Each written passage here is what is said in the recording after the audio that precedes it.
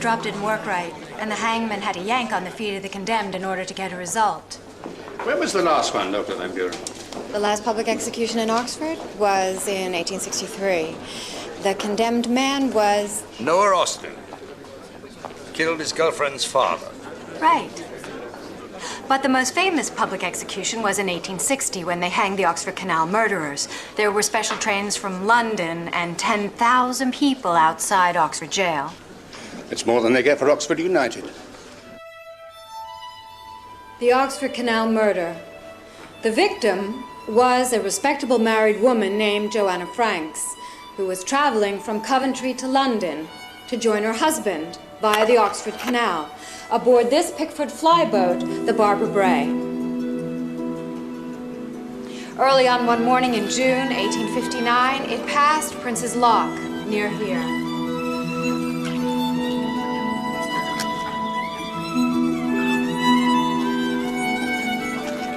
Minutes later, her body was found in the water. A police investigation followed. Remember, by now, the detective force had been founded, and their skills were legendary. Charles Dickens loved to go crime hunting with the detective force of Scotland Yard. The prosecution proved that Joanna Franks had been assaulted and killed by the boat's crew, who were tried at Oxford Assize. And in 1860, two of them, Oldfield and Musson, swung on the public gallows.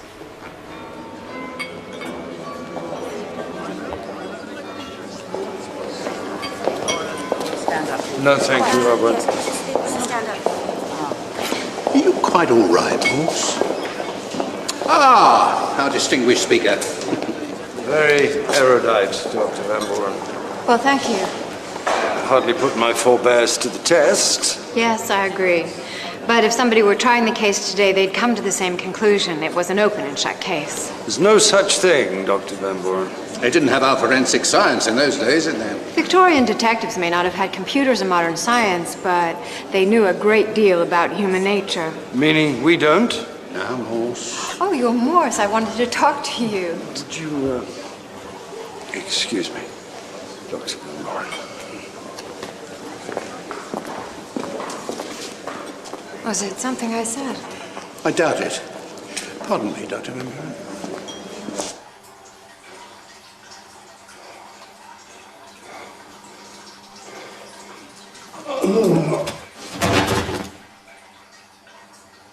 Morse? Oh, my God.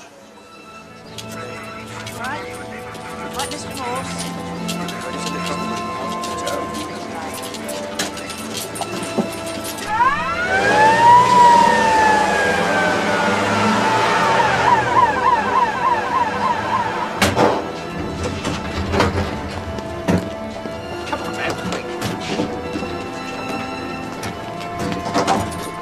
Little three.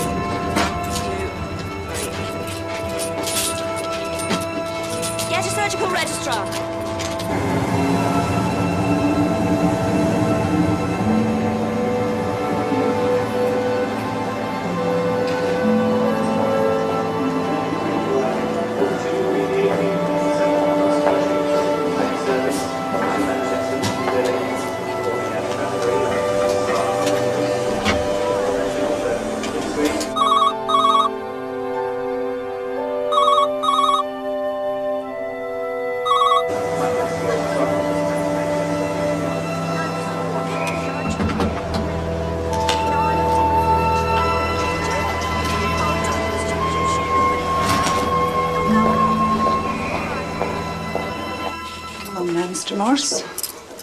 You're very ill. I hope you realise that. And I need you fast asleep. Just what is wrong with me? I can't tell you yet. Consultant will do a full examination in the morning. Now, off you go, Mr. Morse.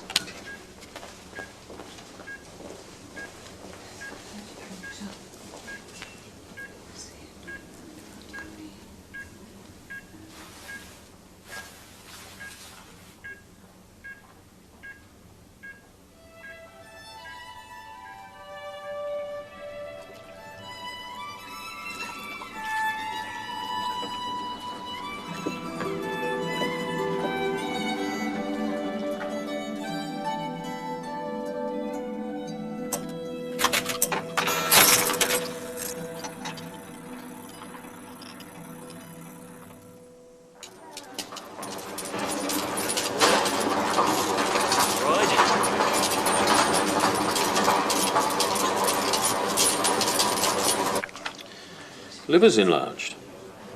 You drink a lot, Mr. Horse? Morse. Not much. I like a glass of beer. And how many of those a week? A week? Make it easier then. How many a day? 2 or 3. Spirits? Sometimes treat myself to a bottle of scotch. And how long does it last? It depends how big the bottle is. In this job, there are 2 statistics we always discount. The sexual prowess of people with diabetes and the booze intake of the middle classes. However, we can't discount what's going on in your abdomen.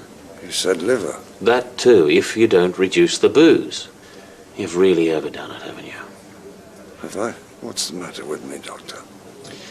At best, you've got a peptic ulcer that's decided to burst out bleeding. At worst, you've got a cancerous ulcer that needs some serious surgery. We had a quick look last night, but now I need to do a more thorough endoscopy and take a biopsy. Nurse. Go into here.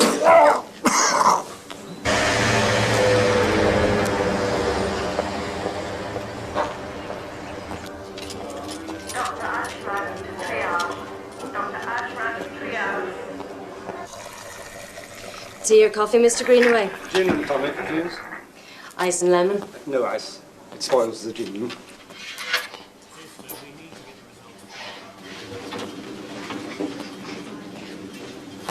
Endoscopy. I had that. Now they're cutting me up on Friday. Are you a relative? You told us you didn't have any. Actually, I'm a doctor. Oh. Right you are then.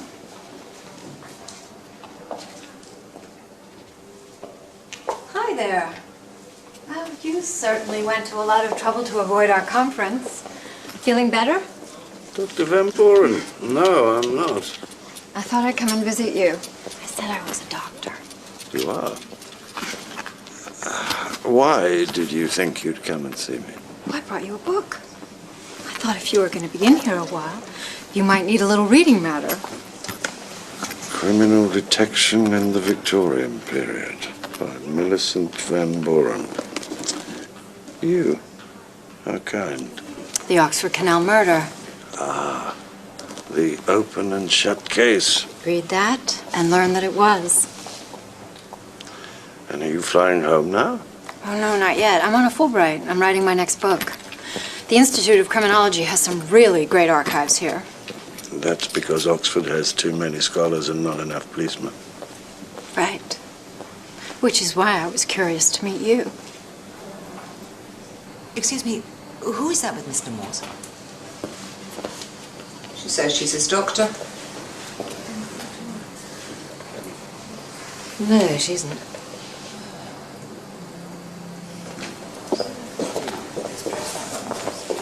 Are you a friend of Morse? Hi, Millie Van Buren, Boston University. He promised he'd check out my research. Isn't he sweet? Isn't he just?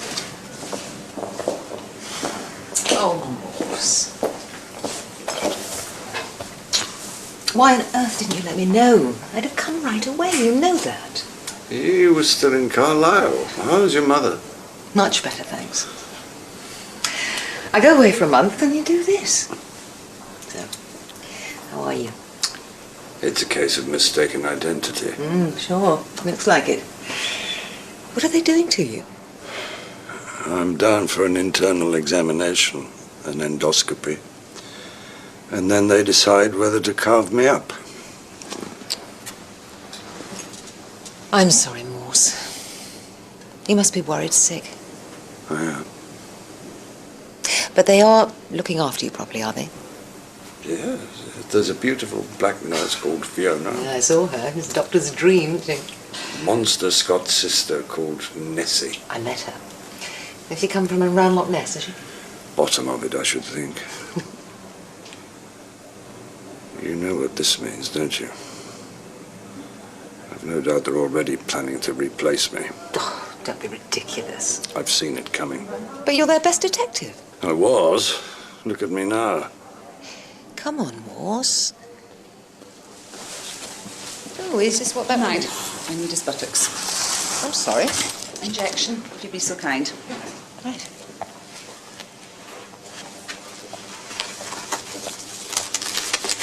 And I've got 2 off now. Lewis, he's on his inspector's course. And now Morse is in hospital. And we've a big drugs bust in Cowley. Sorry, sir. Constable, don't go away. I'm short-handed to start with. Now, Morse's illness has left me completely, Wrong-footed? wrong. No, I've got quite enough probationers. What I need is some experienced detectives on secondment. Oh, I see. Well, if you could... Hello? Oh, really? Kershaw, you do not interrupt me when I'm talking to the Chief Constable. Just trying to be useful, sir. Then be useful. I want a bunch of grapes. And a paperback novel. Of course, sir. Grapes. Would that be green or purple? Oh, green. No, purple. Half a pound? A pound? Oh, use your initiative, man. You're the fast-track graduate.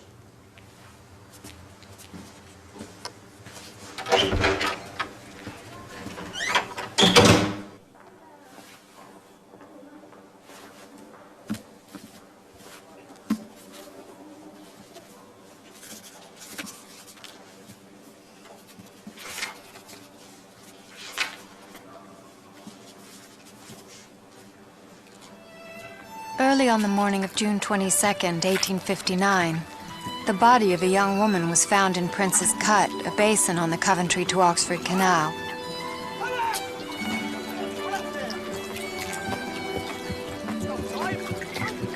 As the boatman Philip Tomes would say in evidence later, he had moored his narrowboat up canal from Oxford when he noticed something in the water, a woman's blue gown. Hey, mister! Get down here!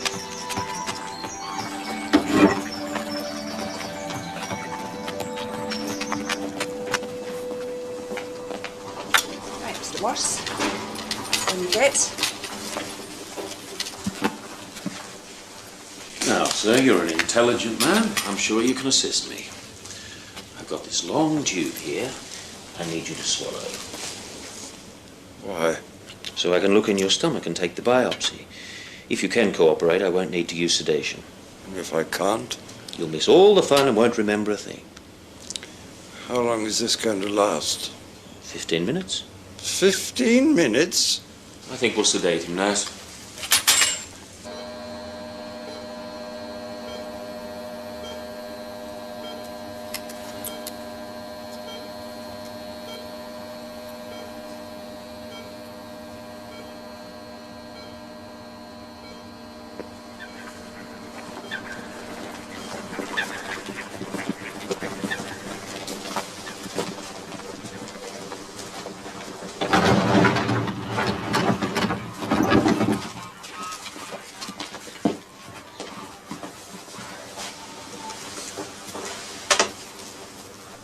Well, her drawers are all torn, Doctor. This weren't an accident. And severe discoloration to the face. Did you men see what happened? She was floating in the water in the Prince's Cut. She came out like that, her face all black. Yes, sir. And none of you knows who she is. No, sir. Did you see anyone in the cut? Pickford flyboat went by, the Barbara Bray, and there was a big gentleman walking on the bank. Constable, if I were you, I should telegraph the Oxford police and have them detain that boat.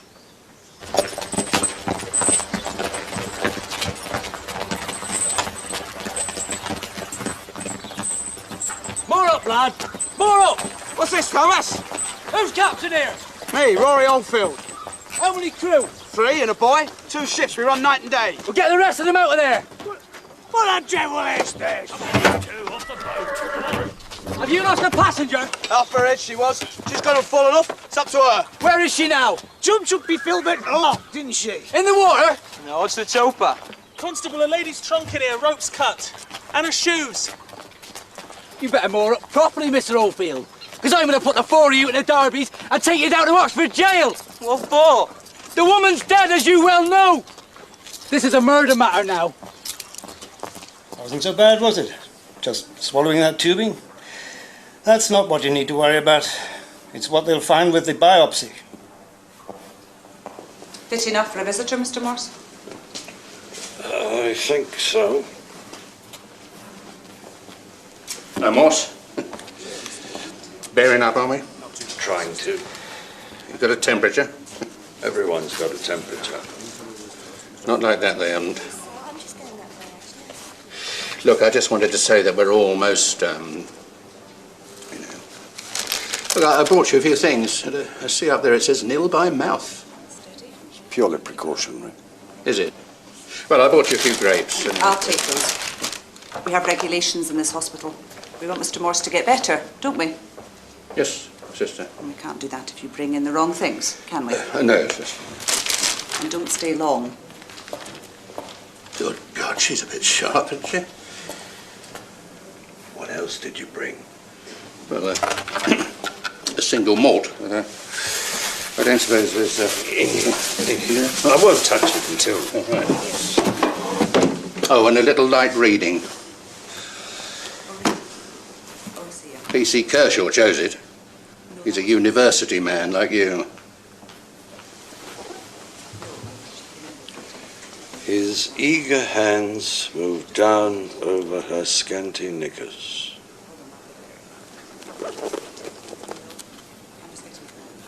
Thank you, sir. Look, Morse, it's time you and I had a serious talk. I've seen this coming for some time. Seen what coming? The truth is, Morse, what is it? It's the drinking. I've tried to warn you. You mean you want me out? You're ill, man. Look, you're going to have a medical after this. So, why not take an early retirement? Who says I'm not going to get better? Well, I don't know why you want to stay. It's all changing. There's a new generation waiting to take over. Why not let them get on with it? You mean Lewis? Let's have no sour grapes over Lewis. You wouldn't want to stand in his way, would you? Go with dignity. You're the best detective in all Thames Valley. Why not quit while you're ahead? It's my life. But I have given it I'd get them to take care of you. Pension, benefits. I am not taking early retirement. I want that to be quite clear, sir. You may have to, Morse.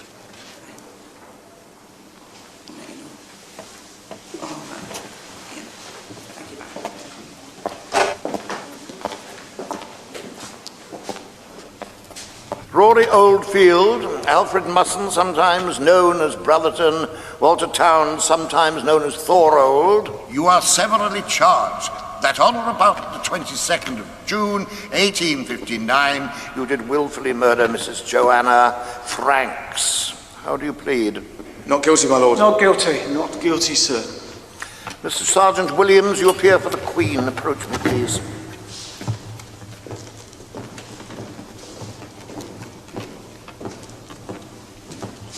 In the earlier arraignment, 4 men were charged. 1 a boy, my lord, excluded by reason of age. And there were further charges, theft and rape. Withdrawn to speed the course of justice, my lord. Very well, Mr. Williams. Proceed with your opening. Time enough, Mr. Morse.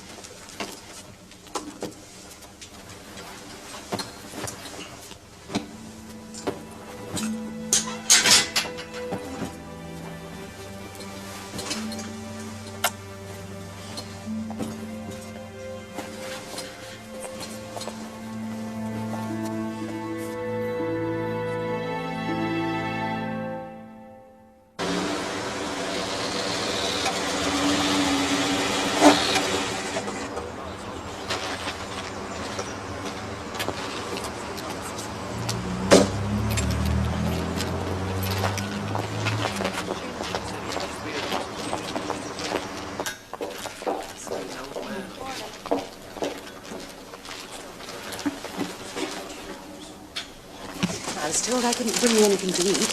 Yes, I'm still milled by mouth. Thank you. So, how do you feel? Fine. The consultant should have the results of the biopsy today. Yeah.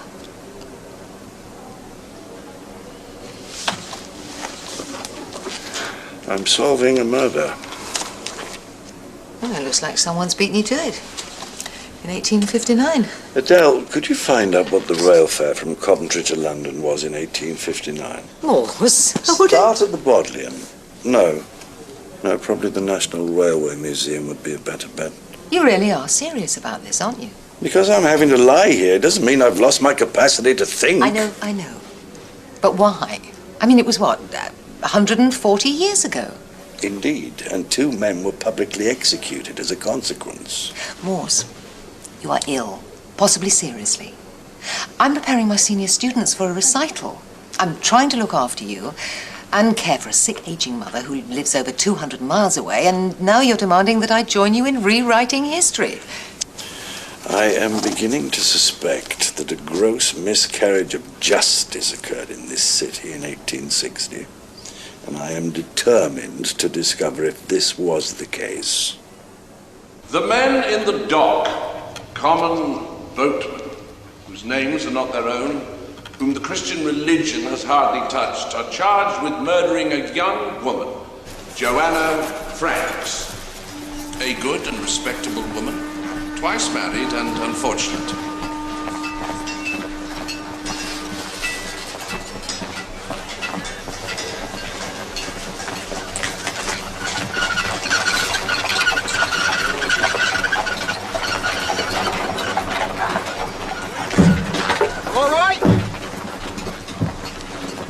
Captain Oldfield? Yes, mister? Passenger, have you have room to take one? How far? All the way. London? Doctor? Oh, we'll take it. Yeah, real question.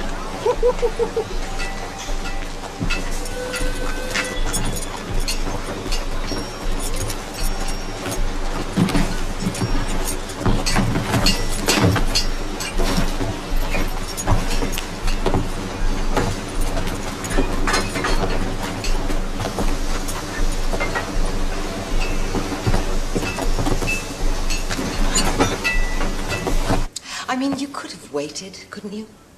What a time to choose. Well, I had to strike while the iron was hot, when nature had brought it home to him. He told you then? He rang me as soon as you left.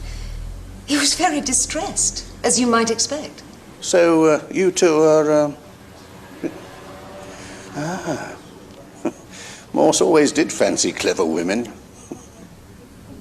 If you're asking if we're living together, no, we're not. But we're very good friends, and I greatly care what he's feeling. He's worried sick. Can't you see that? Angel of death fluttered its wings over his head, you mean? I didn't know you were so poetic, Chief Superintendent. I'm not. That's what my mother used to say. Look, he's ill now, and there's only 2 more years before he has to go. And it's a new world out there, you know. New police practice. It's all crime prevention initiatives, computer detection, restorative justice. What does that mean? Offenders and victims talking to each other. Some Californian thought of it, I expect. Anyway, I shan't be there much longer myself. I can't stand it, frankly. And nor will Morse. And I can get him the best. Golden handshake, medical pensions. You just can't expect him to see it like that. He's given his life to his work. Can't you make him face it? Not if he doesn't want to. His body's only telling him what his brain knows already. Look, we both want him to go graciously. Yes, of course, but does he have to? Look, I'll try. Would you help him solve what looks like his last case? What? The Oxford Canal murder. The Oxford Canal murder? Well, that was 150 years ago. Yes, I know. But he's determined to investigate it, and he needs help. Professional help. Look, it's out of the question. I'm 2 men down as it is. I see. Well, I'll tell him what you said about going graciously.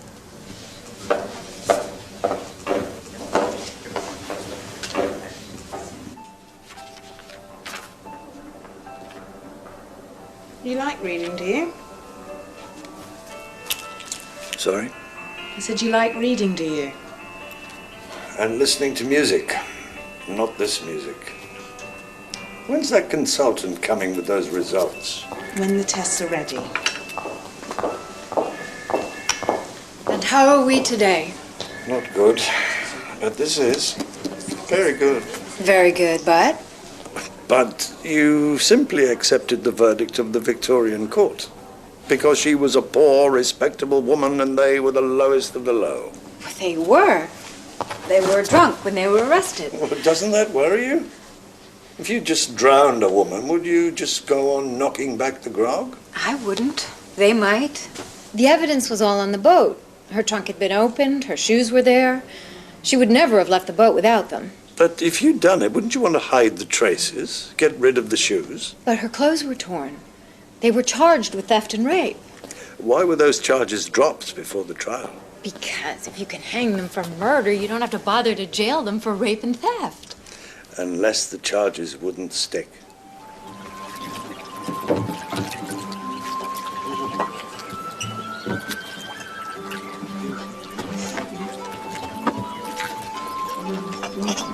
How far to Oxford?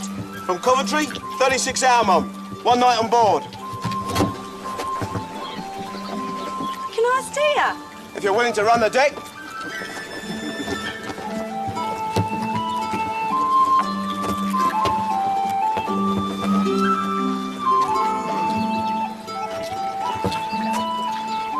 Her first husband was a vaudevillian, a music hall entertainer.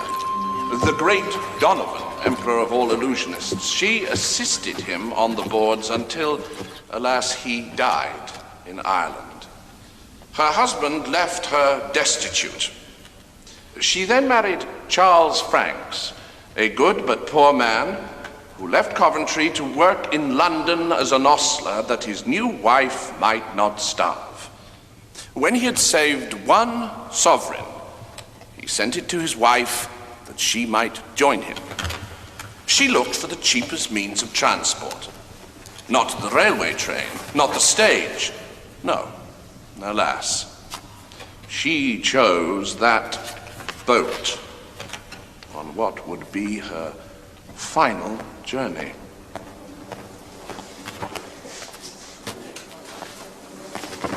Good day. Thought you might like to hear the results of your biopsy. Thank you.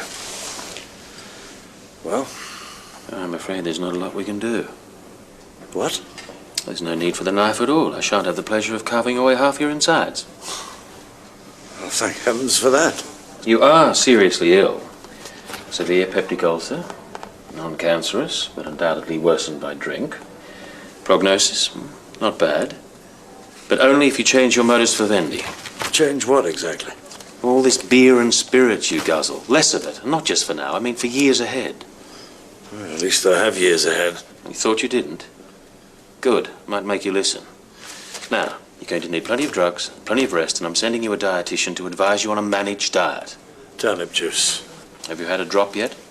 Of turnip juice?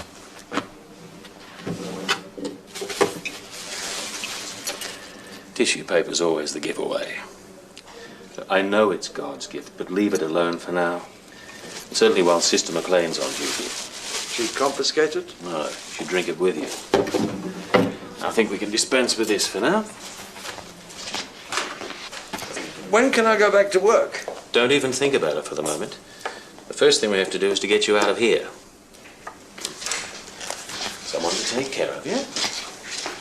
I gather it's good news.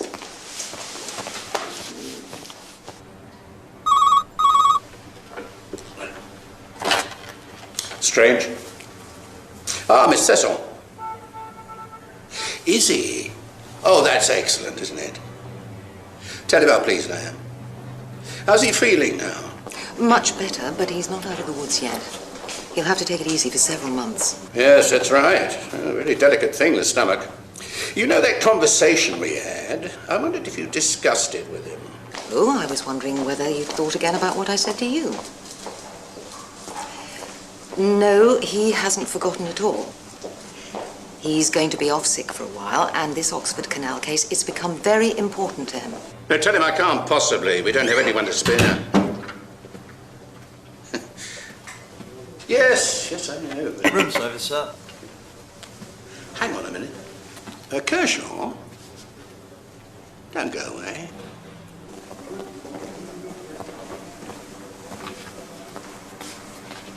Yes?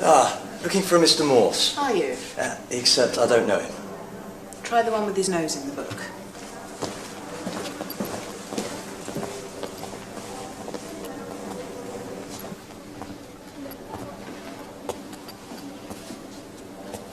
Kershaw? That's right, sir. And your graduate entry? Yes, sir. Till I make such a good cup of tea. You're not enjoying police work?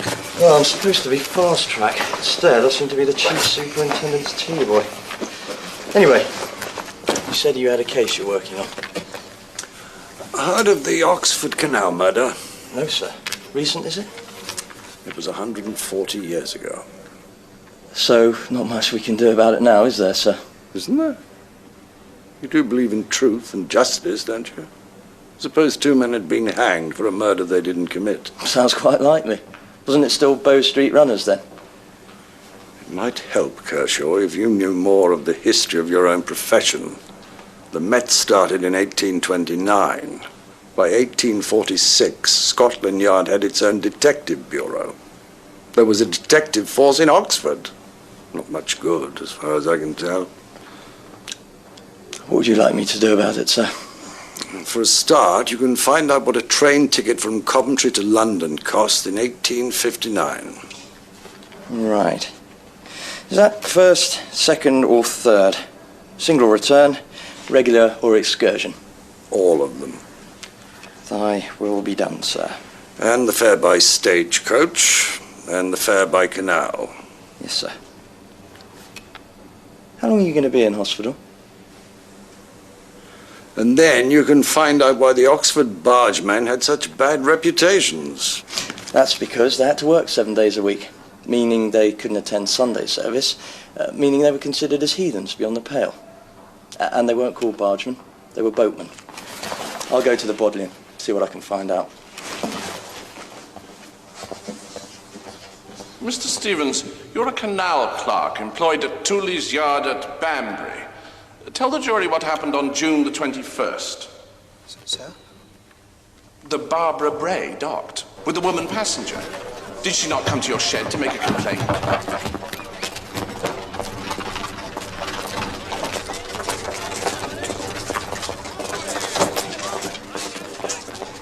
She asked about the times of the coaches from London to Banbury. Don't you mean Banbury to London? That's what she said.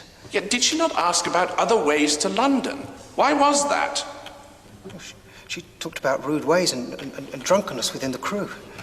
Is it common among that class of men? It's known for boatmen to sometimes broach the cargo and become a deal inflamed. It's called corkage, sir. And yet you did nothing? I offered. I said I'd help her with lodgings for the night. She refused. And the boatmen? You didn't even rebuke them? She looked like a lady who could fend for herself. I saw her going back to the flyboat looking quite content. If you had done your job, she might have saved herself. That is all. You told the jury Mrs. Franks returned to the boat after making the complaint, but you thought quite willingly. I felt so. That's why I didn't report. When the boat departed, she was laughing and drinking with the crew. I'm very sorry, sir.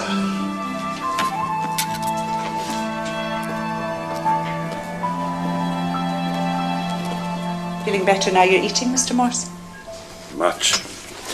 Now, you tell me why a respectable woman who has just complained of being harassed by men, would go off drinking with them? You'd be surprised. It's called human nature. Now, don't keep on reading all night, will you? It disturbs everyone. Hannah McNeil, hot woman at the Barge Inn. Yes, my lord. I'm not your lord. He is your lord. You undressed the body, I believe. Tell us what you saw. Well, sir, she was much disarrayed. Bailiff, show the dress in evidence.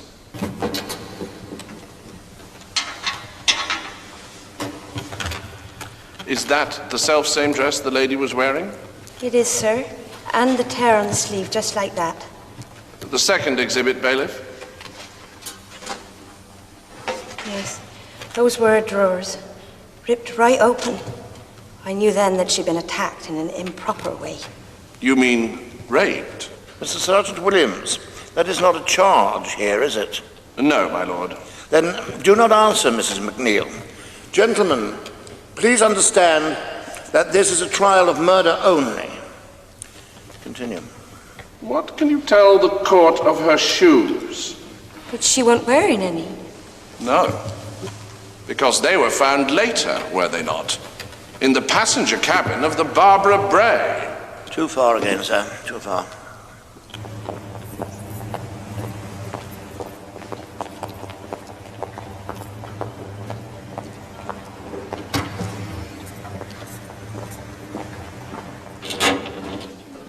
Good God, woman, haven't I taken enough? Now, Mr. Morse, we're not going to be difficult, are we?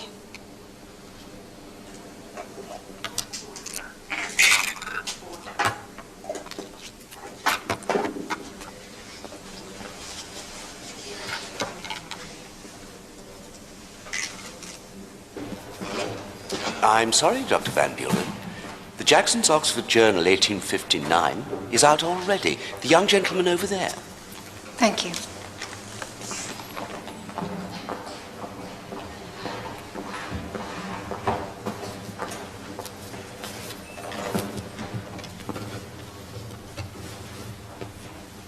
You were traveling up canal through Prince's Cut and saw the Barbara Bray? Yes, but not clear. Sounds as if the crew were quarrelling, like. Walter! Walter, get up here! Tell us! Tell us! What happened there? I don't know, Captain. Was you with her? Was you having her? No, I was just looking for How did you touch anything in there? A few moments later, you saw something in the water. A dead lady in a blue dress. How did she appear to you? Her face was black and discoloured. Quiet here. Mr. Sergeant Williams, we have proceeded so far without evidence of the identification of the victim. I shall be attending to it most carefully, my lord.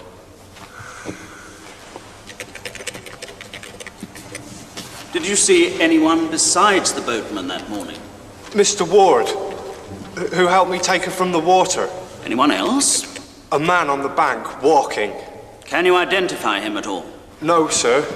A sturdy man, but it was a thick mist. Do we know who this man was, Mr. Lyons? No, my lord, he hasn't been traced.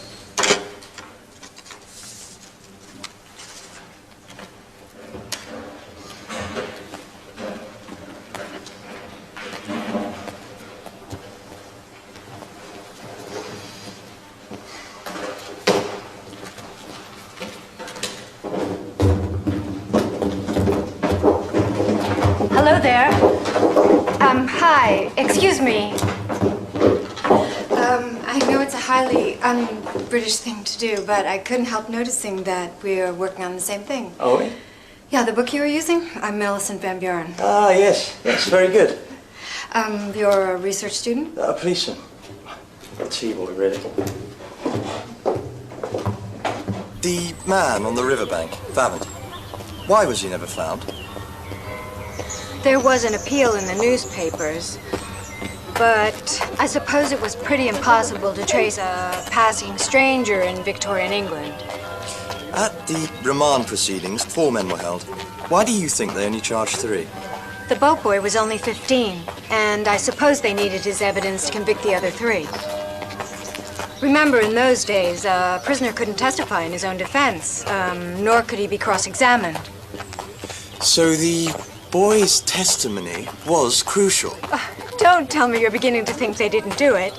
If they didn't, then who could have? No one else was ever suspected. Morse is working on instinct.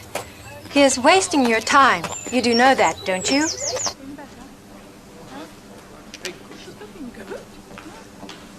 Thomas Wotton of Rugby, 15 years of age. Yes, sir. You know you must be honest.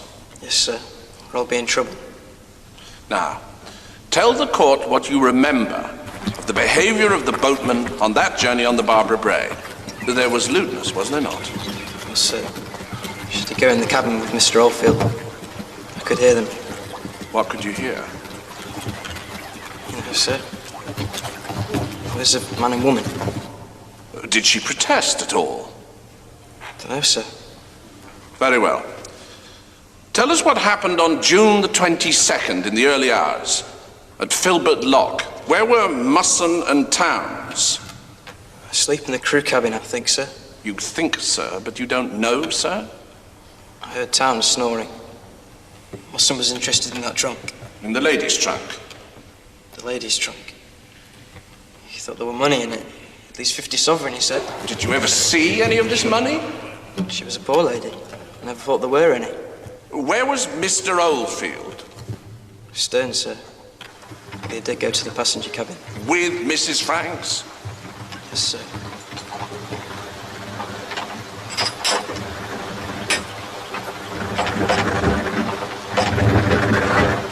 Thomas, is this Filbert Lock? Hi, Mum. I'll have to get off. Call a nature. Don't worry, I'll catch up. She got off. Was she wearing her shoes? Yes, sir. Did she get on again? Must have, sir. I didn't see. Captain ordered me to go below and sleep. And did you ever see Mrs. Franks again? No, sir. Never again. Do you know how her shoes returned to the boat? Must have come back, sir. Well, did Captain Oldfield return to her cabin? Don't know any of that, sir. Went fast asleep. He's lying. Whatever happened next, whatever was done next, was known only to those 3 prisoners in the dock. Yes, sir. And you can't tell us what happened to Mrs. Franks? No, sir. Did anyone say what had happened to her? Captain Oldfield said she got off. Mustn't reckon she jumped in. In the canal, you mean? What do you think happened? Well, the court is not concerned with what the witness thinks, Sergeant Williams. She drowned, sir. Didn't she? She did indeed. Thank you, Thomas. Thomas, you wouldn't lie to go free, would you? I should try not, sir. What kind of a woman was Mrs. Franks? A pretty woman, wouldn't you say so? Yes, sir. Sometimes she was happy, sometimes she was sad. Sometimes she was kind. Sometimes she seemed crazy. Not in a normal state of mind, you mean? Dunno. You said you went to sleep and never saw her again. But in earlier testimony, you said she went ashore and you saw the others go looking for her. Now you say you know nothing of what happened because you were asleep. Oh, I see. Must have been wrong before. You must have been wrong afore. Well, how do we know you're right now? I am right now. You're lying, aren't you? No, sir. What about? Did you go into the passenger cabin? No, sir, I didn't. Did you look for money in that trunk? No, sir, I never thought there were any. You wouldn't tell lies to save your skin? No, I wouldn't, sir. Wouldn't you? Thank you.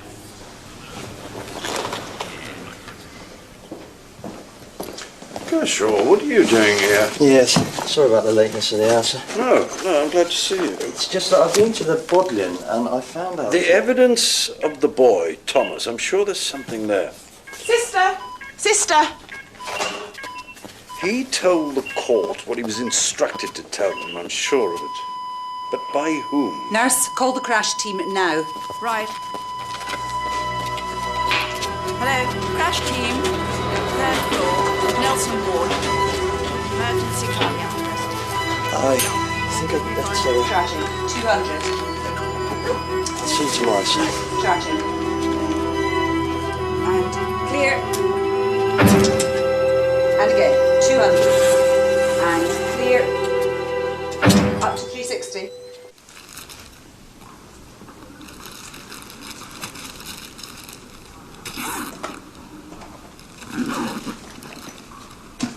It makes one... Yes. Yes, it does. After all this... Well, thanks, Fiona. Hope I haven't been a trouble. You have, but never mind. Remember to take the tablets. I will. Thank you. Come along, Morse.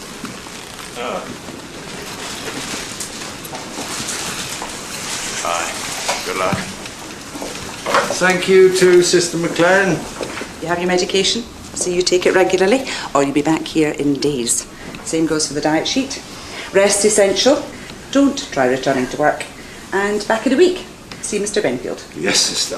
Oh, and you nearly forgot this. Ah. Keep it, Sister, to remember me. Oh, no, far too tempting. And this.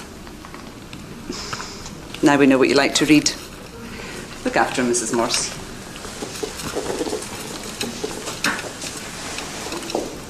Wasn't there just a small confusion there, what? The wife, you mean? Mm-hmm. Not of my making. You didn't tell them that I'd be able to look after you, did you? No, I can manage. I don't expect you to. No, it's only I have to get back to my mother in Carlisle for a few more No, days. no, I understand.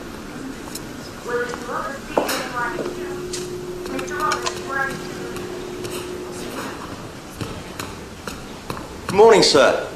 Morning. Ah, you must be Miss Cecil. Can I help? And you must be Mr. Kershaw. Could you push him for me? Of course. You must be glad to be getting out of here, sir. Must I? I think it frets the saints in heaven to see how many desolate creatures on the earth have learned the simple dues of fellowship and social comfort in a hospital. Who said that? No idea, Morse. But have you learned the simple dues of fellowship? I hope so. Do you know Kershaw? Elizabeth Barrett Browning.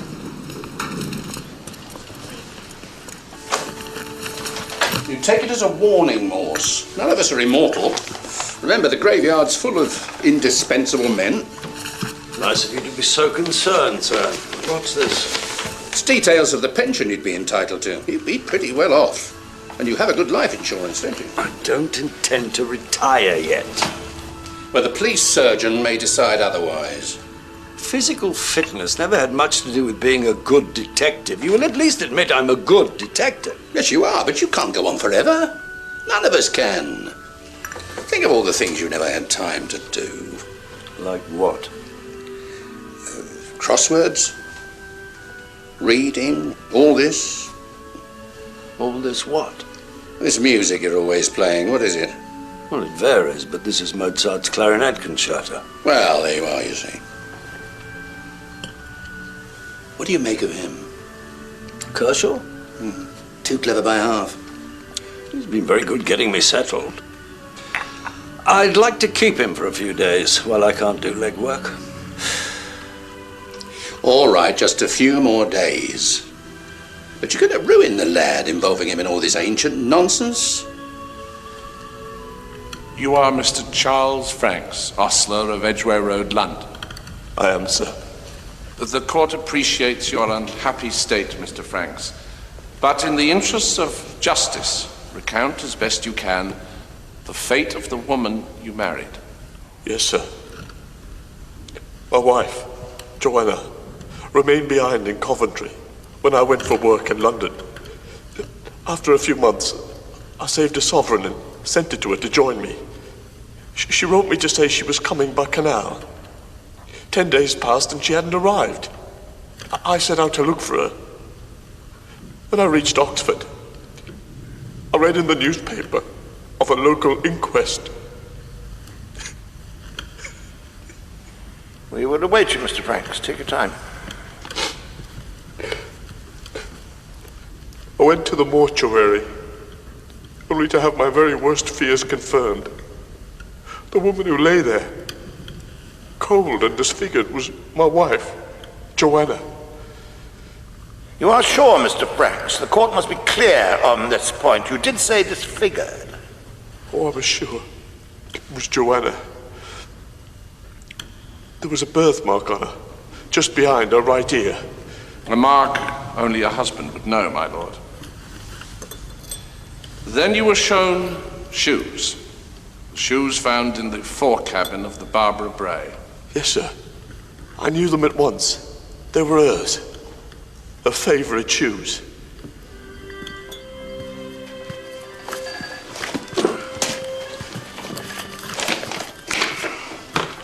What's in it? Eggs, sir. I think that's why it's called an omelette. Omelette just means a thin plate, Kershaw. It's the same word as amulet. Yes, sir. All these courses you take, has anyone ever told you the first principle of detection?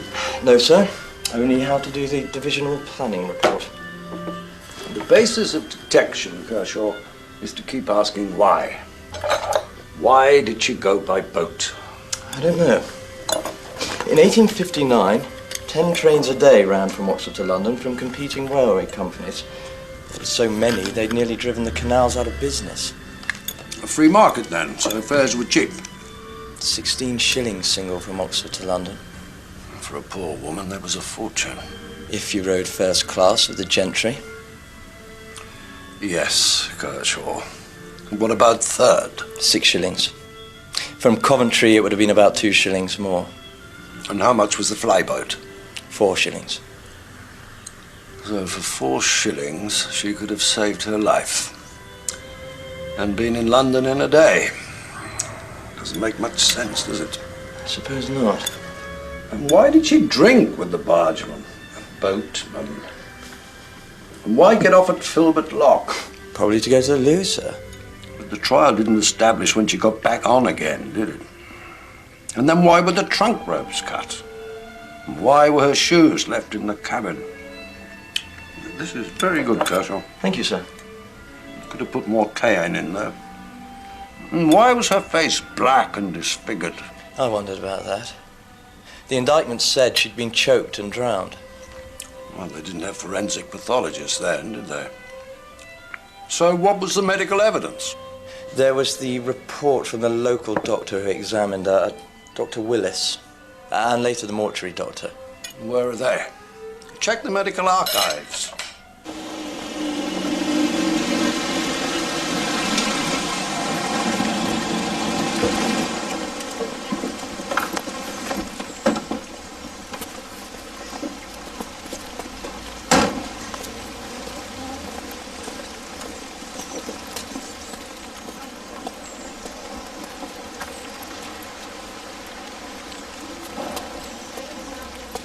Accredited research student? Accredited policeman.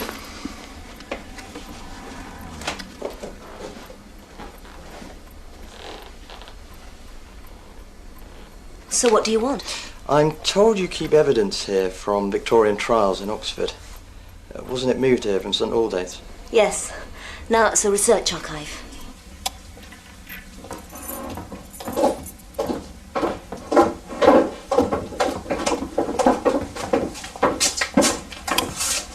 What about medical records? Those are in the medical records library. And evidence from trials in 1860? Over there, where it says Assize 1860. I have to go back upstairs. If you need me, just call. Constable Harrison, you told my legal friend you went to Iffley Lock to seize the Barbara Bray. What exactly did you find there? Lady's trunk, sir. In the passenger fore cabin. Its ropes were cut. Well, that might suggest theft, yet you charged the men with murder. They were the lady's shoes, sir. A lady would hardly leave the boat without putting her shoes on. If she decided to leave the boat suddenly, or decided to drown herself. Mr. Lyons, surely the medical evidence has clearly shown that her death could not be suicide. But I submit it does not amount to a proof that these men committed her murder, my lord.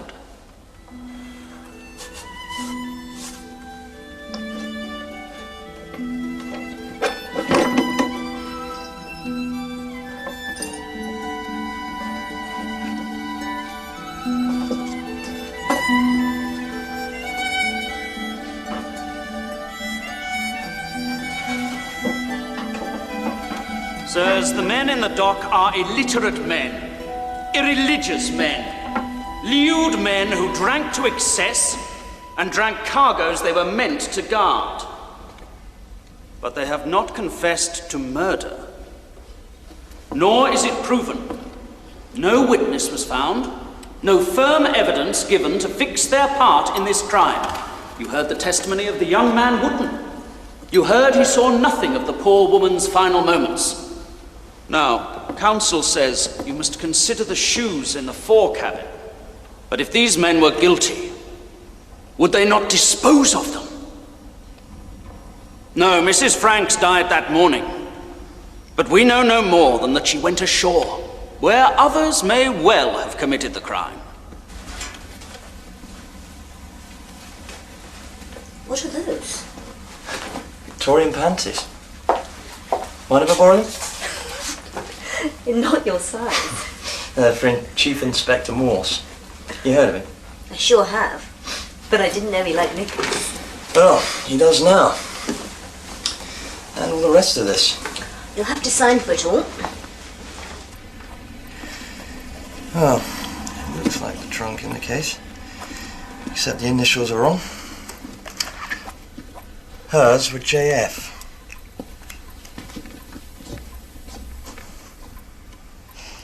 Maybe she was married before. That's it. Joanna Donovan was Joanna Franks. Married to F.T. Donovan, the great magician. That's why it says FTD. You're a marvel, Miss Ho. Do you think so? Your Lordship, we ask permission to retire and consider our verdict. Indeed, but I must instruct you on some last points to consider. It is true that the accused have not made a confession. It is also true that we have no witness to this evil murder, although the evidence of the boy Wootton is proof enough that there was much drunken lewdness. You may ask yourselves why these men, if guilty, did not dispose of the murdered woman's shoes, those she left in the fore cabin. However, you may conclude that they were so befuddled with drink as to ignore such a natural instinct of self-preservation. You may also consider that if these men are not guilty of this heinous crime, well, who else on or near the flyboat Barbara Bray may have had both motive and means of carrying it out? Gentlemen, you may arise.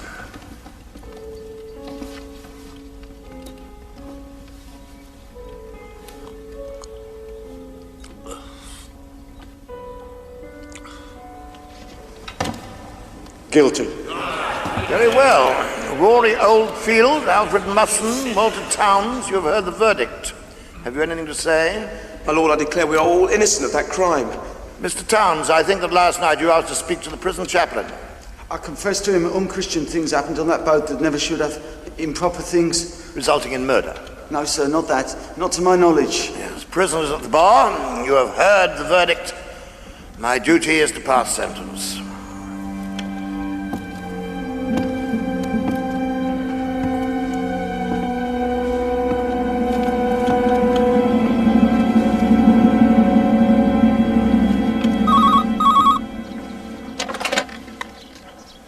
Oh, hi, it's you.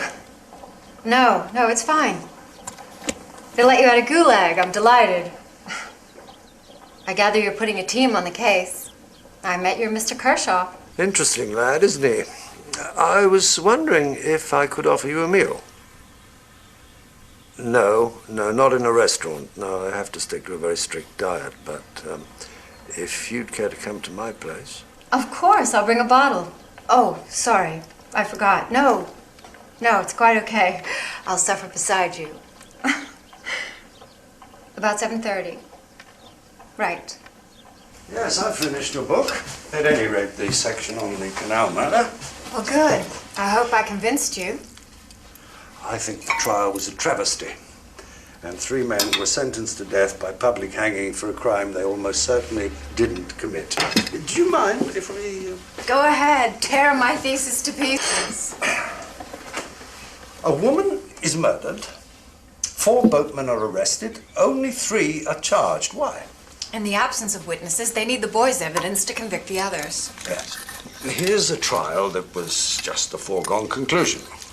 A prosecution case riddled with contradictions, a defense counsel who only went through the motions, an Oxford jury prejudiced against boatmen, no proof at all of how the crime was committed, and I think something else was wrong. Why drop the charges of theft and rape? Because they were minor charges compared to the murder charge. Because it would have given the defense a chance to look into Joanna Franks' sexual behavior. You know what I think? I think you're just working on your instinct. Maybe your sexual instinct. What? Sorry, Morse. If you're going to convince me, you're going to have to really convince me. Very well. 4 men are arrested, 3 are sentenced, only 2 are hanged. Why was Walter Towns reprieved? That was very dramatic. He'd gotten very religious in prison. He learned how to read the Bible, got baptized. Then, when they were being let out for execution. Though I walk through the valley of the shadow of death,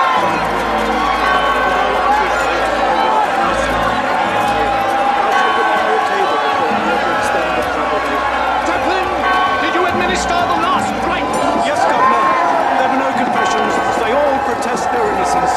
Mr. Towns commended his soul to the law. Bring Mr. Towns to me. Walter Towns, in consideration of your recent religious behavior and reformation of a sinful way of life, the State Secretary, on my own advice, has seen fit to grant you a reprieve. Reprieve, sir?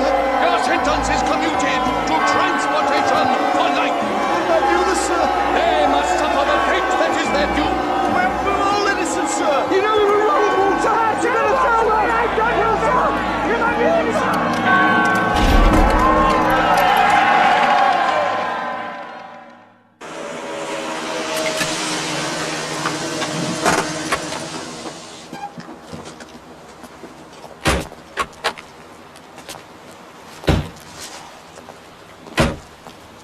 Nice wheels, sir. It isn't wheels, Kershaw. It's a car. Come along. Just meant I like the car. It's a terrific piece of retro. Terrific piece of retro? What does that mean? Well, postmodern nostalgia. I suppose you think my interest in this case is another piece of postmodern nostalgia. No, sir. I'm enjoying it. Really? What are they made of? Calico, wouldn't you say? Homemade, probably, by a competent seamstress. Does that help? So, the tear? What tear? Not the faintest sign of an irregular distension of the fibre tissue. You mean this? Not a tear, a cut. A clean, straightforward vertical cut. You mean with a knife? Yes, like this. What for, do you think? Well, you're more experienced in the wicked ways of the world than I am, but I'd say to secure access, gain entrance, get inside. Rape. Not sure. With rape, you'd expect a tear. Maybe somebody wanted it to look like rape. Don't know. And the dress? Cotton, domestically made. Hem's been lengthened.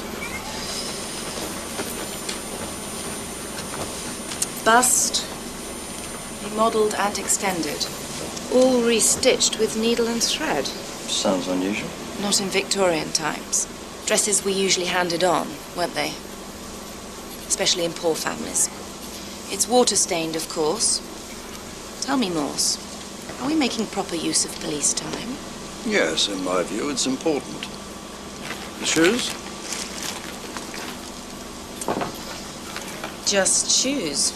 No shoe size, of course, but they didn't have them then, did they? Local cobbler, I should think.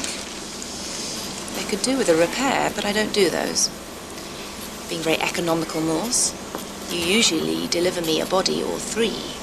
Not this time. She drowned in the Oxford Canal in 1859. Only the medical evidence said her face was blackened and bruised. Isn't that more like suffocation? Yes. Sounds as though they lacked a good forensic pathologist. Do you want to leave these with me and I'll do some tests? Please, Dr. Hobson. And if you find anything, I'm still on sick leave, so if you could call me at home. If you want a second opinion, why not get up on the table now? No, thank you. It always pays to return to the crime scene, Kershaw. Never did like canals. Always seemed made for bodies. In early Victorian times, they were the lifeblood of the nation, the motorways of the age. Except they were too slow. They weren't slow, they were measured. Things moved at a more natural speed. Half the traffic from the Midlands to London came through here. Cargo boats, coal boats, salt boats, fast fly boats with passengers and cargo. And 140 years ago, the Barbara Bray came through in the morning mist. And then another boatman found a body in the water. Where, do you reckon? Somewhere here. What happened? He was suffocated on the boat and dropped into the water. Well, wouldn't somebody have seen? Fisherman Ward said he heard a splash in the mist. He couldn't see anything. There was another witness on the bank. Who was he? Donald Favant. What? According to the newspaper inquiries, the police thought he was called Donald Favant, a man who booked into the Bear at Woodstock. I read it in Jackson's Oxford Journal. You could have said, Kershaw. Maybe she was killed on the bank. The boys said she got off and walked. Maybe she never got back on again. Someone on the bank killed her. But who? If we put her on the bank, could have been anyone. Shoes, Kershaw. They were found in her cabin, and the court said that proved she got back on board. Yes, sir. Think about the cut in those knickers. Why, sir? That's the key to this case, isn't it? Who was Joanna Franks? What kind of woman was she? What were her relations with those men? Court didn't go into that. Exactly. Where's the barge inn? Where? The place they carried the body. I presume it's still there, and I presume it still serves beer. How about it, Kershaw? This case is all based on surmise and prejudice.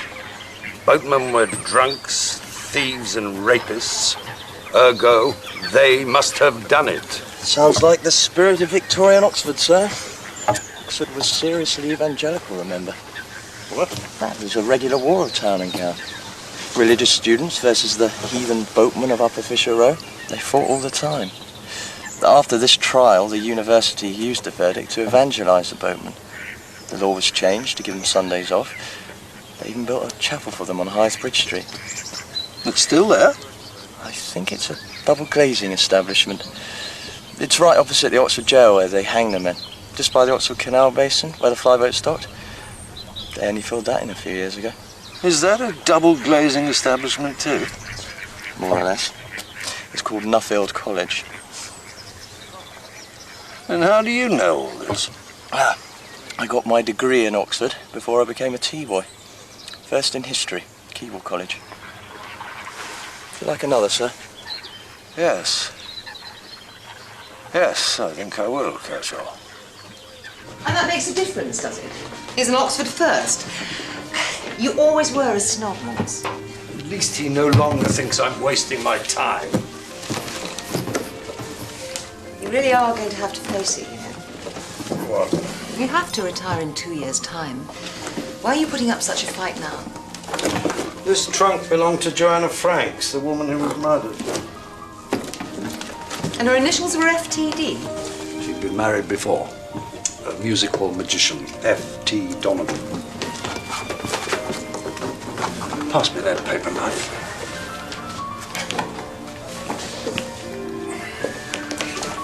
Isn't that valuable historical evidence? No. I think it's magic.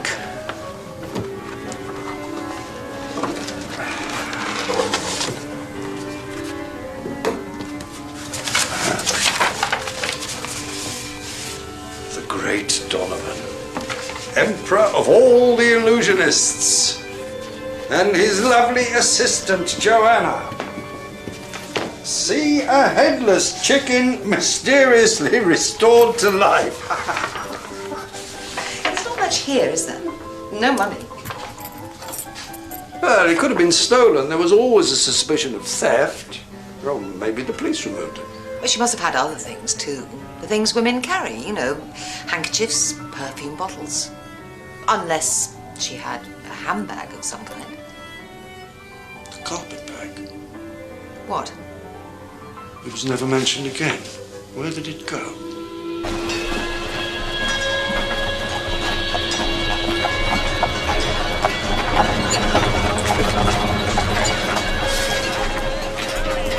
All right? Yes, mister.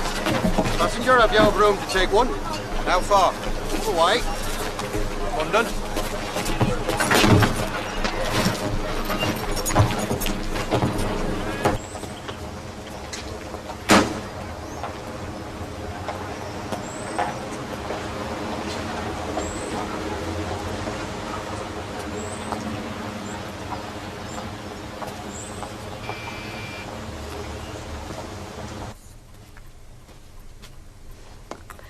You brought my pants back. I'm keeping them. Vital evidence in a murder case. They said you had something for me. I went to the medical records library. Is this what you want? Medical report on Mrs. Joanna Franks. Ray Victoria Regina versus J. Oldfield and others. Woman is around 35 years, lean but quite well nourished. 5'3" and 1/4 inches in height. Preliminary findings suggest death by drowning, but face congested, discolored and black. No other serious injury, except disfiguring bruise on mouth, right side. Body in full clothes, but without bonnet or shoes. Drawers torn, but no obvious evidence of sexual dealing. It's these, Morse. Can you tell me any more about the woman who was wearing them? Didn't you say she was travelling by canal boat from Coventry? Long journey, wasn't it? A night and a day to Oxford. In that case, she'd have to get off now and then, wouldn't she? Calls of nature and all that. She did. The boat boys said she walked along the bank quite a way. Not in these shoes. They're light indoor shoes, not what you wear on a canal journey. And there's no evidence at all of outdoor wear. How tall was she? According to the doctor's report, she was 5'3" and 1/4 inches. Any idea of the average height of a woman in the mid-19th century? Smaller than now.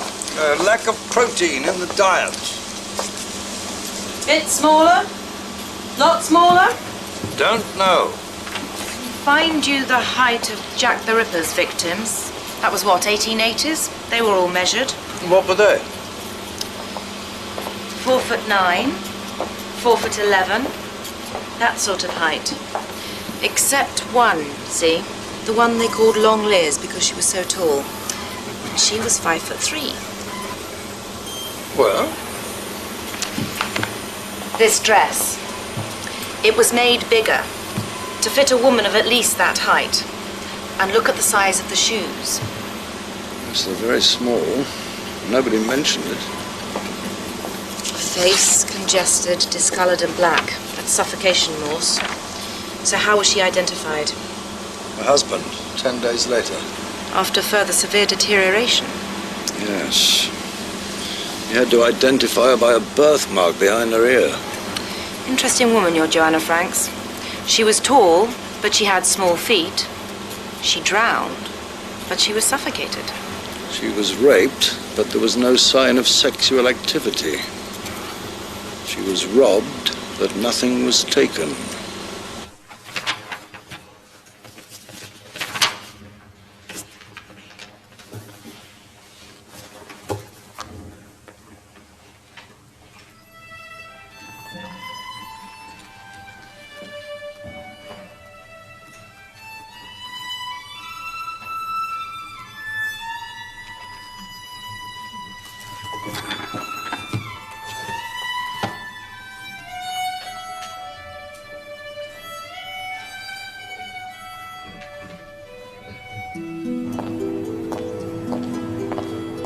You're looking much better. I feel it, Dr. Van Boren. So, where are we going? Summertime. Sounds lovely. Why?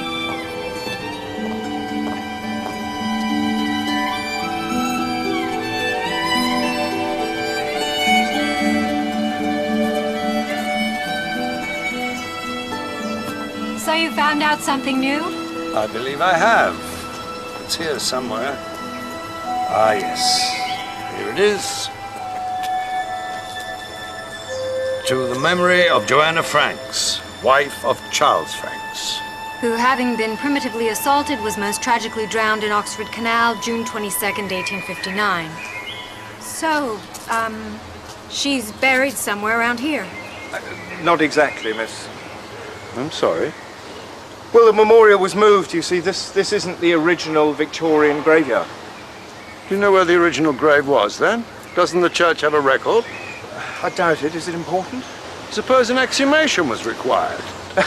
Well, then you'd have a real job. You'd have to pull all them down. The church sold the main graveyard for building several years ago and moved the headstones over here. Oh, dear.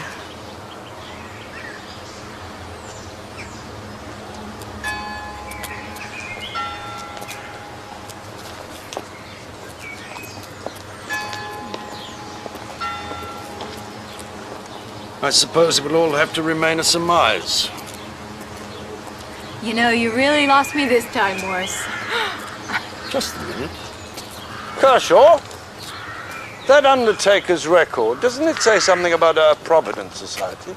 The Coventry Mutual Providence Society and Burial Club. Of course. That's what this is about. She took out life insurance. Will you try and find out, Kershaw? Sounds pretty difficult, sir. Well, trace the records. You're an historian, aren't you? Morse, just what has to remain a surmise? Oh, that a tall woman who wasn't Joanna Franks was buried in her grave.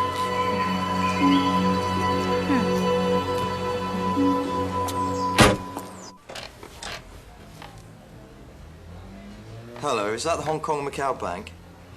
Yeah, this is Thames Valley Police. We're making criminal inquiries, and I want to trace a life insurance policy. It's with the Coventry Mutual Providence Society. Yeah, long before your takeover 3 years ago.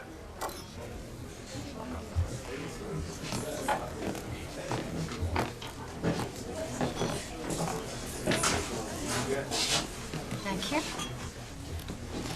Morse, you're not still trying to get me to tear up my book. I'm just asking you to consider another possibility. And that was why you wanted to dig up poor Joanna? But was she really poor Joanna? Oh, she was murdered, for goodness sake. Are you sure of that? What is the linchpin of a criminal trial and conviction? Correct identification of the victim. So? Everyone in court assumed that the victim was Joanna Franks, but how was she identified? By her husband, the ostler. And no one else? No father, mother, brother, friend?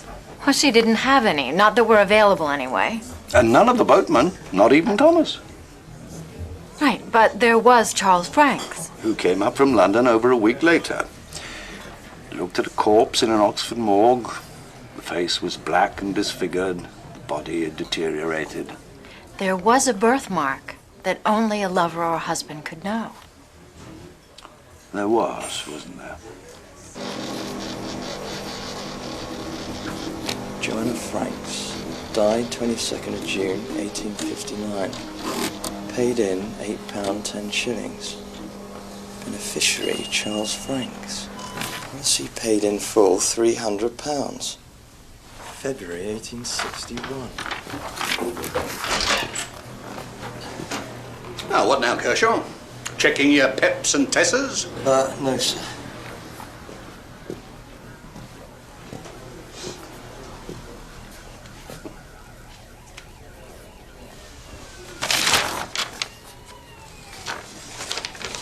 This just can't go on much longer, Kershaw.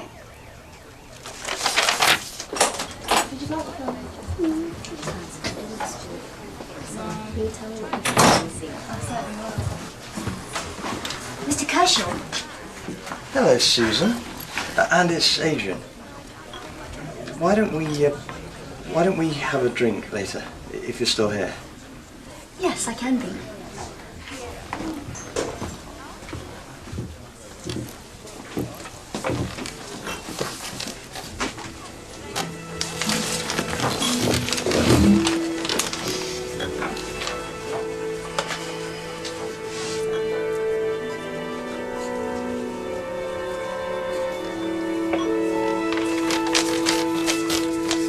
Right.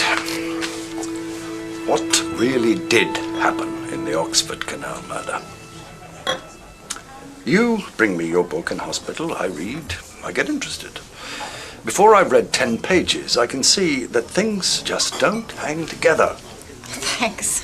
With the investigation. I worry about the men arrested. I worry about the victim. Simple of you. Because nothing that's said about her in court makes sense. Come on, Morse. What's your point? Her clothes suggest that she's tall, but her shoes are small. Her garments are tampered with. But where? And by whom? The boatman. Sure? Let's start at the real beginning. When she got on the flyboat at Coventry with her sovereign. Thank you, old man. Yet for 8 shillings, she could have gone by train and been with her husband in a day. Why take the flyboat? She was poor. It was cheaper. Not much. The railways were trying to drive the flyboats out of business. And then, according to the evidence in court, she went aboard with a trunk and a carpet bag. We've seen the trunk, but we never heard another word about the carpet bag. It was never mentioned again in court. Why?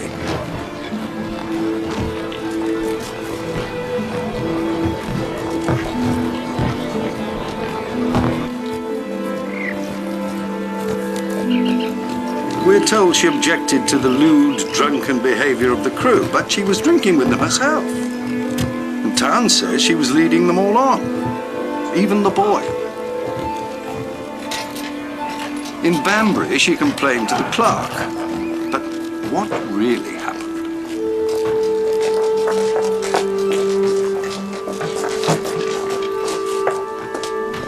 The crew of that flyboat, they're drunken and lewd.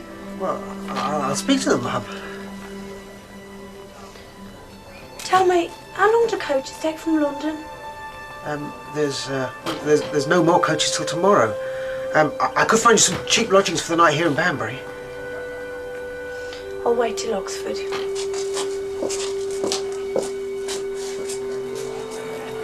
She had every chance to get off, but she didn't.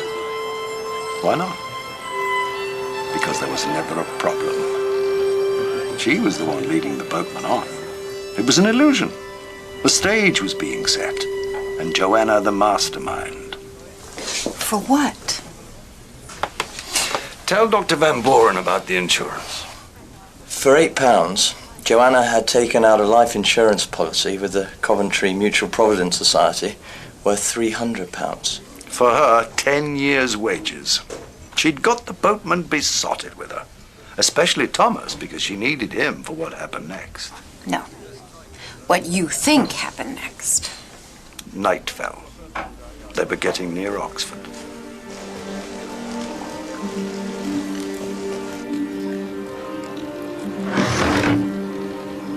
They're my pets.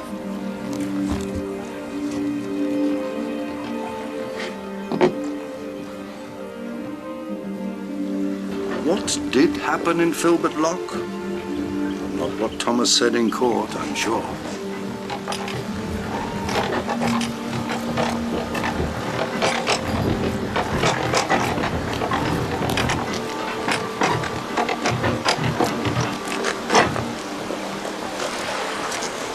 Thomas, is this Filbert Lock? Hi, Mum. Now remember what we said. You won't tell anyone where I've gone. No, I won't, Mum. I'll give you what you want. Just pick me up again at your lock. I'll do it for sure.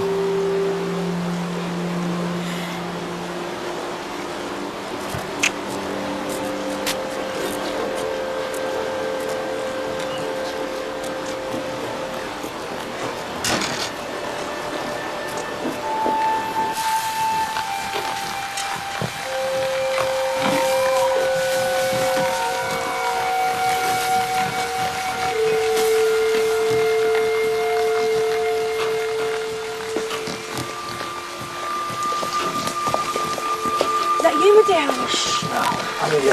She's in the cart. You brought the dress and drawers? You said she was told, so I lengthened the hem and I slit the drawers. Who was she? Better you never know. It's a dreadful thing. It's done now, my dear. We can't go back now. But I don't want to see. No need to see. Right up front with me.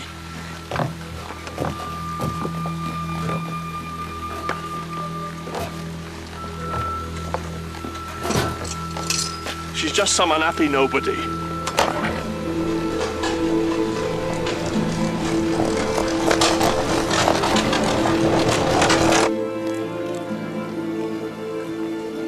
We're here. Hey, Locke. You'll get back on all right? Oh, yeah, the ball do anything for me. There's Prince's Cut. You know what happens there? Yes. Stay under as long as you need. Don't let a soul see you climb out. The cart will be near the bridge. Get in and lie down. I'll be along as soon as I finish. Now get down. Time I drove on.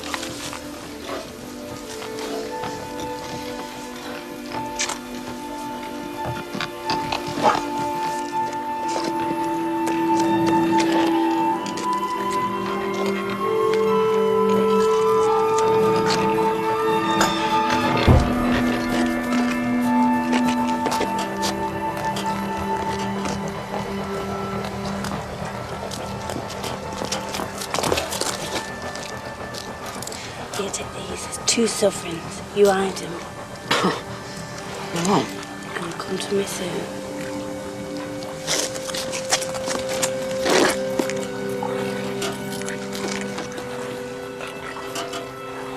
She must have given him money to keep his mouth shut.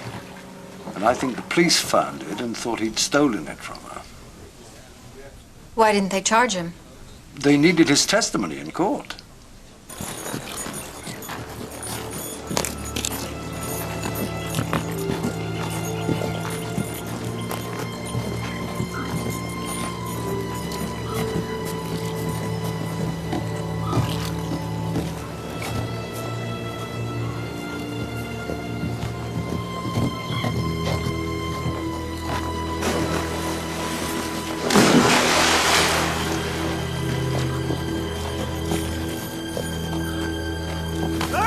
What? What the devil was that? What? Thought you heard someone in the water. Water! Water, get up here! Thomas! Thomas! What happened there? I don't know, Captain. Was you with her? Was you having her? No, I was just looking for Don't you touch anything in there! Where is she? Don't know. Damn and blast that Horace woman. She's crazy off her head. Look for her. Go. Get out of my way. And all Franks had to do was turn up in Oxford 10 days later and identify the unknown corpse. You are sure, Mr. Franks? The court must be clear on this point. You did say disfigured. Oh, I was sure. It was Joanna. There was a birthmark on her, just behind her right ear. A mark only a husband would know, my lord. And the case against the boatman was complete. So who was buried in the grave in Summertown? We'll never know now. And who was Charles Franks? The man who collected the insurance a year later and was never seen again. Neither was Joanna Franks. I suppose they went away together. Maybe America, who knows? You should write novels, Morse. You can't prove a single word, can you? Most of it. The prosecution case never held up. The woman in the grave isn't Joanna Franks, and the rest is just the most logical view of all the evidence. The best way through the maze. Exactly.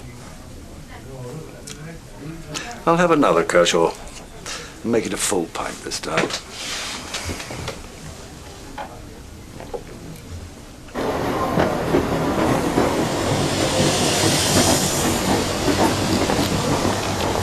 I'm sorry I couldn't convince you.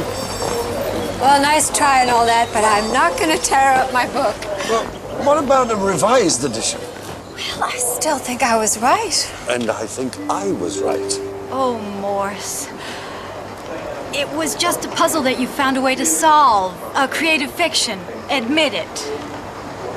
You know how Charles Dickens defined a good detective? As a conjurer. I brought you a present. Criminal Detection in the Edwardian period by Millicent Van Buren. Signed. Thank you.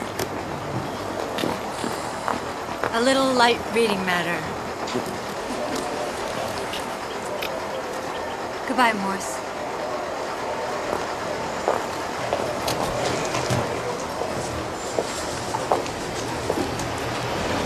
Well, She's, returning to the States.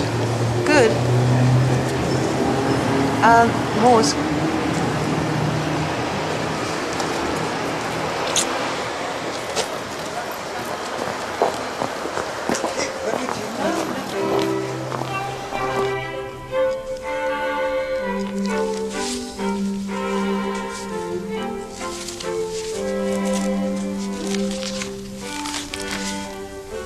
Know anything about cricket? What's the clue?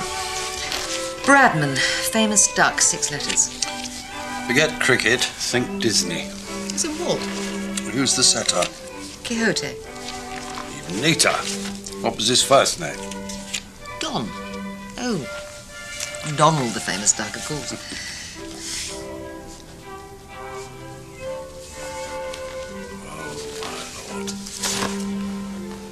What? Don Favant. It's an anagram. I'm sorry. Don Favant, F.T. Donovan. Emperor of all the illusionists, the greatest man in all the world, the Burtna Boy Bay wonder. Where is Burtna Boy Bay? West of Ireland.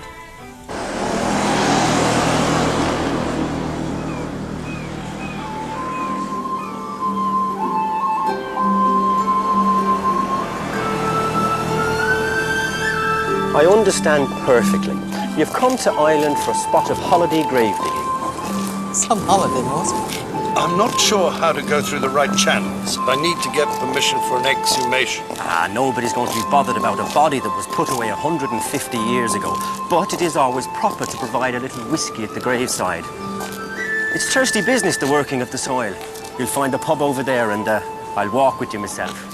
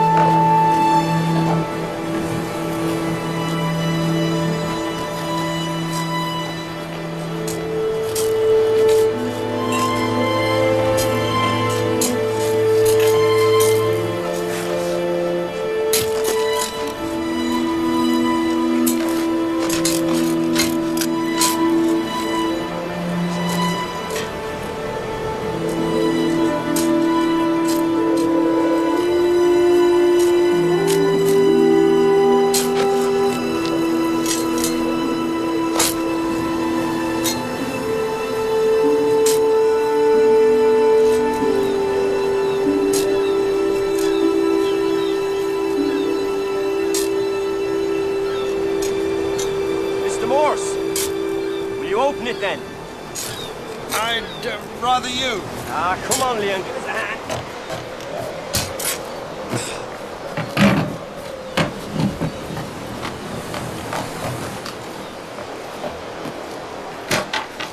I must say, for a long-drowned man, he's wonderfully preserved.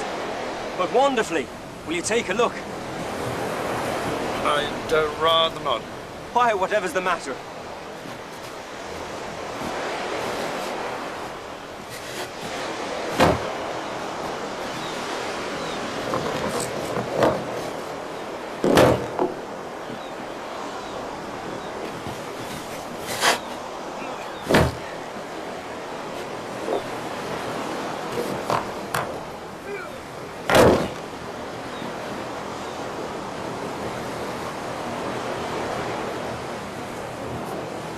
He wasn't dead at all. Not here at Burton-a-Boy Bay. Why did they fake a burial then? So that they could collect on the insurance. And they didn't just play the trick once, they did it twice. You mean she married the same man twice? Yes. F.T. Donovan. Otherwise Donald Favant. Otherwise Charles Franks. He was a conjurer, he was an impersonator, he was a swindler, he was a callous murderer, a tearful witness. He was Joanna Franks' first husband and her second. He was a ghost from the grave. He was the greatest man in all the world.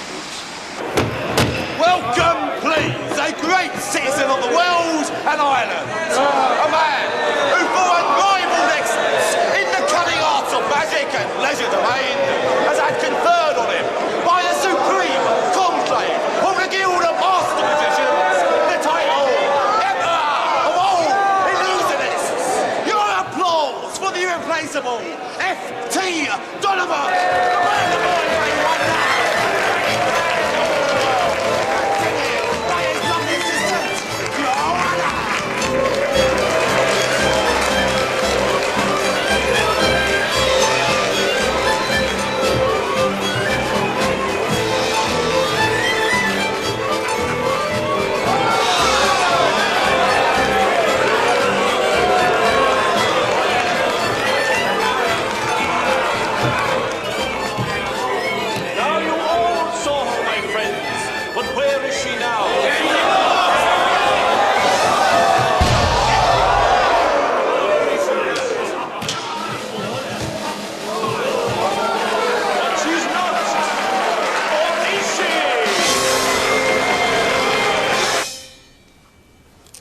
Get dressed now, Mr. Morse.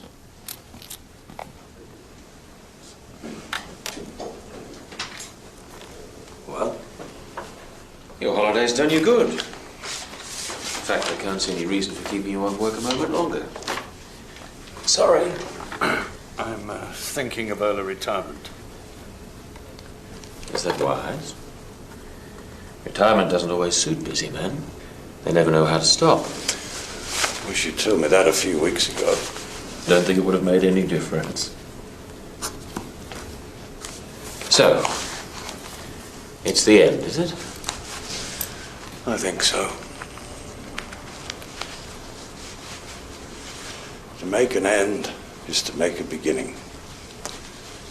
The end is where we start from. Exactly. Goodbye, Mr. Morse.